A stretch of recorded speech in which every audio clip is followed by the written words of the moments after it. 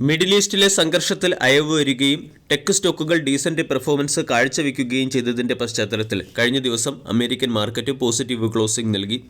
ഡോ John's 0.05% ഉയർന്നപ്പോൾ 6 ദിവസത്തെ തുടർച്ചയായ ഇടിവ് അവസാനിപ്പിച്ച് S&P 0.79%വും നാസ്ഡാക്ക് 1%വും ഹയർ സൈഡിൽ ക്ലോസിംഗ് നൽകി.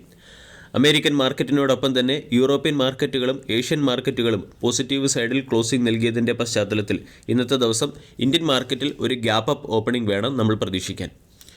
കഴിഞ്ഞ ദിവസം അമേരിക്കയുടെ ടെക് സെക്ടറിലെ ഒരു പ്രമുഖ സ്റ്റോക്കായ NVIDIA എന്ന സ്റ്റോക്ക് 4.4% ഉയർന്നിട്ടുണ്ട്. അതോടൊപ്പം തന്നെ ഇസ്രായേലുമായിട്ടുള്ള സംഘർഷം കൂടുതൽ വഷളാക്കുന്നതിന് ഇറാനിന് താൽപ്പര്യമില്ല എന്നറിയിച്ചതിനെ തുടർന്ന് US ക്രൂഡ് അല്ലെങ്കിൽ ബ്രന്റ് ക്രൂഡിൻ്റെ വില 3% ഇടിഞ്ഞ് $87 പെർ ബാരൽ എന്ന ലെവലിലേക്ക് എത്തി. ക്രൂഡിൻ്റെ വില ഇടിയുന്നതിനോടൊപ്പം തന്നെ സ്വർണത്തിൻ്റെ വിലയും ഇടിയുന്നത് മാർക്കറ്റിന് അനുകൂലമായ സാഹചര്യങ്ങൾ സൃഷ്ടിക്കുന്നു. Tesla, Meta platform, American airline, Microsoft, alphabet തുടങ്ങിയ പല പ്രശസ്ത കമ്പനികളുടെയും ക്വാർട്ടർലി റിസൾട്ട് ഈ ആഴ്ച വരാനുണ്ട്. കൂടാതെ മാർക്കറ്റിനെ സ്വാധീനിക്കുന്ന പല എക്കണോമിക് ഡേറ്റയും ഈ ആഴ്ച വരും.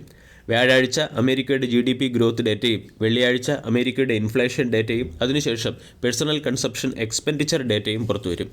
ഏപ്രിൽ 30 മുതൽ ഫെഡിൻ്റെ മോണിറ്ററി പോളിസി കമ്മിറ്റി മീറ്റിംഗ് ആരംഭിക്കുകയാണ്. മീറ്റിംഗ് ഔട്ട്കം മെയ് 1 നമ്മൾക്കറിയാൻ സാധിക്കും. ഇനി ഇന്നത്തെ ട്രേഡിംഗ് സെഷനിൽ സ്റ്റോക്ക് സ്പെസിഫിക് ആക്ഷൻ പ്രതീക്ഷിക്കേണ്ട ചില സ്റ്റോക്കുകളിലേക്ക് കടക്കാം. ഇന്ന് Tata consumer product, Tata Elxsi, ICICI prudential life insurance, Mahindra and Mahindra financial service, multi commodity exchange of India അല്ലെങ്കിൽ MCX, C&DLM, LKP securities, Nelco തുടങ്ങിയ കമ്പനികളുടെ ക്വാർട്ടർലി റിസൾട്ട് പുറത്തുവരികയാണ്. ക്വാർട്ടർലി റിസൾട്ടിന് മുന്നോടിയായി വരുന്ന പ്രിവ്യൂ റിപ്പോർട്ട് അനുസരിച്ച് ഈ സ്റ്റോക്കുകളിൽ അപ്വേഡ് മൊമെൻറ്റോ അല്ലെങ്കിൽ ഡൗൺ സൈഡ് മൊമെൻറ്റമോ പ്രതീക്ഷിക്കാവുന്നതാണ്. ഇതുകൂടാതെ കഴിഞ്ഞ ദിവസം ആഫ്റ്റർ മാർക്കറ്റ് അവറിന് ശേഷം ക്വാർട്ടർലി റിസൾട്ട് പുറത്തുവിട്ട കമ്പനികളുടെ ക്വാർട്ടർലി റിസൾട്ടിന് മുകളിലുള്ള മാർക്കറ്റ് റിയാക്ഷൻ എന്ന നിലയ്ക്ക് റിലയൻസ് ഇൻഡസ്ട്രീസിനെ ശ്രദ്ധിക്കാം. റിലയൻസ് ഇൻഡസ്ട്രീസിൻ്റെ പ്രോഫിറ്റിൽ ഒരു ഫ്ലാറ്റ്നെസ് കാണാൻ സാധിക്കുന്നുണ്ടെങ്കിലും കമ്പനിയുടെ റവന്യൂ കഴിഞ്ഞ വർഷത്തേക്കാൾ 10.8% വർദ്ധിച്ച് 2.6 ലക്ഷം കോടിയായി മാറി. ഓയിൽ ടു കെമിക്കൽ സെക്ടറിൽ കമ്പനിക്ക് ഡബിൾ ഡിജിറ്റ് ഗ്രോത്ത് നേടാൻ സാധിച്ചു. എബിറ്റ 14.3% വർദ്ധിച്ച് 47,150 കോടിയായി മാറുകയും പ്രോഫിറ്റ് മാർജിൻ 50 ബേസിസ് പോയിന്റ് ഉയർന്ന് 17.8% എത്തുകയും ചെയ്തു. ക്വാർട്ടർലി റിസൾട്ടിനോടനുബന്ധിച്ച് 10 രൂപ പെർ ഷെയർ എന്ന റേറ്റിൽ കമ്പനി ഡിവിഡൻഡ് പ്രഖ്യാപിക്കുകയും profit before tax annual ബേസിസിൽ 1 lakh crore കടക്കുന്ന ആദ്യ ഇന്ത്യൻ കമ്പനിയായി റിലയൻസ് ഇൻഡസ്ട്രീസ് മാറുകയും ചെയ്തു. തേജസ് നെറ്റ്വർക്ക് എന്ന ടാറ്റ ഗ്രൂപ്പിലെ കമ്പനിയെയും ക്വാർട്ടർലി റിസൾട്ടിൻ്റെ പശ്ചാത്തലത്തിൽ നമ്മൾക്ക് ശ്രദ്ധിക്കാവുന്നതാണ്.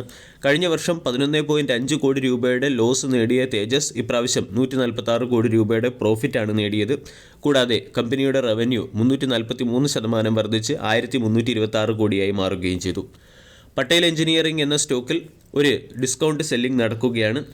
QIP വഴി 400 കോടി രൂപയുടെ ഫണ്ട് റേസ് ചെയ്യുന്നതിൻ്റെ ഭാഗമായി പട്ടേൽ എഞ്ചിനീയറിംഗിൻ്റെ സ്റ്റോക്ക് 5% ഡിസ്കൗണ്ടിൽ 59 രൂപ 50 പൈസ പെർ ഷെയർ എന്ന റേറ്റിൽ സെല്ലിംഗ് നടക്കുന്നു. Mahindra logistics, Hudson agro product തുടങ്ങിയ കമ്പനികളുടെ ക്വാർട്ടർലി റിസൾട്ടിന് മുകളിലുള്ള മാർക്കറ്റ് റിയാക്ഷൻ എന്ന് പ്രതീക്ഷിക്കാം. മഹീന്ദ്ര ലോജിസ്റ്റിക് കഴിഞ്ഞ വർഷം 20 ലക്ഷം രൂപയുടെ പ്രോഫിറ്റ് ആയിരുന്നു നേടിയത്. ഇപ്പോൾ കമ്പനി 11.9 കോടി രൂപയുടെ ലോസ് നേടിയിട്ടുണ്ട്. റവന്യൂ ഫ്രം ഓപ്പറേഷൻ 14% വർദ്ധിച്ച് 1450 കോടിയായി മാറുകയും ചെയ്തു. Hatsun agro product decent performance കാഴ്ചവെച്ചു. കമ്പനിയുടെ പ്രോഫിറ്റ് 109% വർദ്ധിച്ച് 52.2 കോടിയായി മാറുകയും റവന്യൂ ഫ്രം ഓപ്പറേഷൻ 14.4% വർദ്ധിച്ച് 20,247 കോടിയായി മാറുകയും ചെയ്തു. റാലിസ് ഇന്ത്യയുടെ പെർഫോമൻസ് ഒരൽപ്പം മെച്ചപ്പെട്ടിട്ടുണ്ടെങ്കിലും സ്റ്റോക്ക് ഇപ്പോഴും ലോസിൽ തന്നെയാണ്. കഴിഞ്ഞ വർഷം മാർച്ച് ക്വാർട്ടറിൽ 69 കോടി രൂപയുടെ ലോസ് റിപ്പോർട്ട് ചെയ്തെടുത്ത് ഇപ്പോൾ ലോസ് 21 കോടിയായി കുറഞ്ഞിട്ടുണ്ട്.